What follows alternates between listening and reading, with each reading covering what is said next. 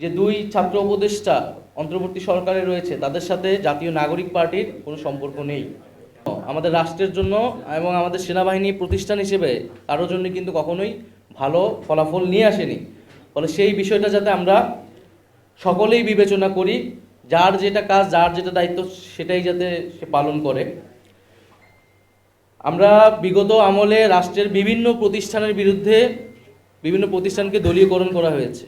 আমলাতন্ত্র, police, সেনাবাহিনী এবং নানা ধরনের তাদেরকে দিয়ে মানবতা বিরোধী কাজের অভিযোগও তাদের বিরুদ্ধে রয়েছে।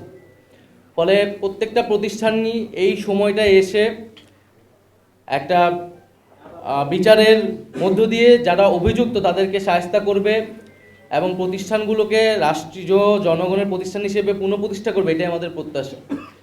গুমের অভিযোগ যাদের বিরুদ্ধে রয়েছে, যে সকল সেনা অফিসারের বিরুদ্ধে রয়েছে, তাদের মধ্যে অনেকেই গ্রেফতার হয়নি বা তাদের অবস্থা এখন কি সে বিষয়ে আমরা কিন্তু জানি না।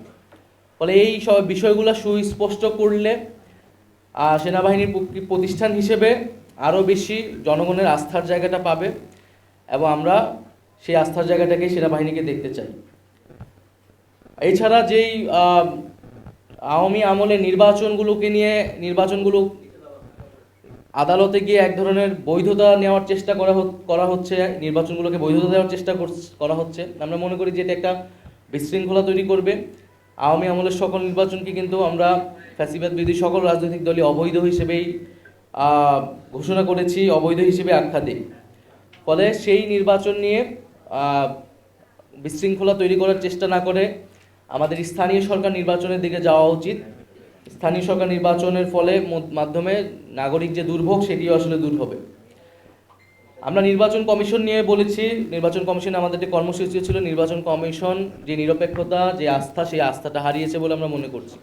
নির্বাচন কমিশন যদি সেই আস্থার জায়গা ধরে রাখতে না পারে তাহলে এই নির্বাচন কমিশনের পক্ষে একটা সুষ্ঠু নির্বাচন দেওয়া সম্ভব নয়। ফলে নির্বাচন কমিশনকে সেই আস্থার জায়গায় আসার চেষ্টা করতে হবে অথবা তাকে দায়িত্ব ছেড়ে দিতে হবে বলে আমরা মনে করি। সর্বশেষ, যে দুই ছাত্র উপদেষ্টা অন্তর্বর্তী সরকারে রয়েছে তাদের সাথে জাতীয় নাগরিক পার্টির কোনো সম্পর্ক নেই। তারা গণ-অভ্যুত্থানের প্রেক্ষিতে গণ-অভ্যুত্থানের প্রতিনিধি হিসেবেই সেই সময় সরকারে গিয়েছিলেন, আমিও তাদের মধ্যে সেই সময় একজন ছিলাম।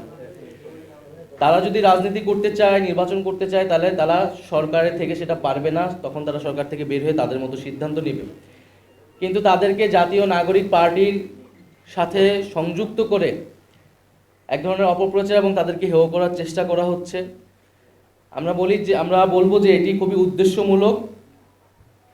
গণ-অভ্যুত্থানের প্রতিনিধি আকারে তারা গিয়েছে।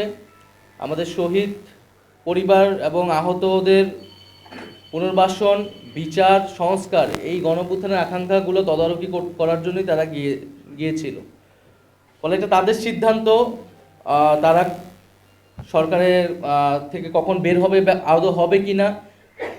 কিন্তু আমাদের প্রত্যাশা যে গণ-অভ্যুত্থানের আকাঙ্ক্ষার ভিত্তিতে সরকার গণ-অভ্যুত্থানের বৈধতা, সেই আকাঙ্ক্ষাগুলো বাস্তবায়নে ছাত্র উপদেষ্টা সহ সকল উপদেষ্টা একত্রে কাজ করবে।